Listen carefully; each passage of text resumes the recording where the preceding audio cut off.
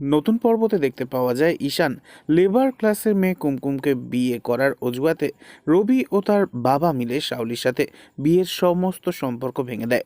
এই আঘাতে তো ভেঙে পড়ে একেবারে মন থেকে শাওলি। তবে ক্লাবে গিয়ে মদ্যপান করে এবং সে মাতাল অবস্থায় সেই সুইমিং পুলেই পড়ে যায়।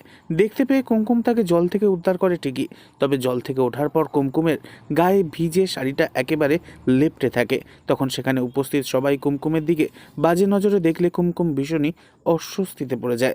ভিজে যাওয়া অবস্থায় কুমকুমকে দেখে ঈশান নিজের গায়ের কোটটা খুলে কুমকুমের গায়ে জড়িয়ে দেয় এবং সব পরিস্থিতিতে তার পাশে থাকার প্রতিশ্রুতিও দেয়। শাওলির কষ্টে নিজেকে দায়ী ভাবতে থাকে কুমকুম আর সিদ্ধান্ত নেয় সে রবির সাথে দেখা করবে, কারণ কুমকুম বিশ্বাস করে রবি হয়তো শাওলিকে ভালোবাসে এবং কথা বললে নিজের পরিবারকে সে বুঝিয়ে আবারও বিয়েতে রাজি করাবে।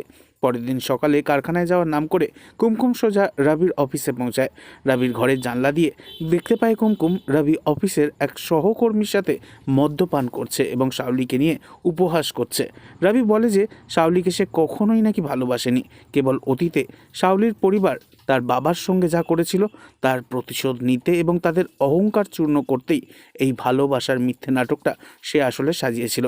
রবির এই আসল রূপ দেখে তো কুমকুম স্তম্ভিত হয়ে যায়। সে বুঝতে পারে ঈশ্বর যা করেন তা ভালোর জন্যই করেন। রবির সমস্ত ষড়যন্ত্রের কথা শাওলির সামনে তুলে ধরার জন্য কুমকুম নিজের ফোনে পুরো ঘটনাটার ভিডিও রেকর্ড করে নেয়, যাতে শাওলি রবির আসল রূপ দেখে চিনতে পারে। কিন্তু শেষমেশ কুমকুম কি সফল হবে তা জানতে এক্ষুনি সাবস্ক্রাইব করে আমাদের সাথেই থাকুন। ধন্যবাদ।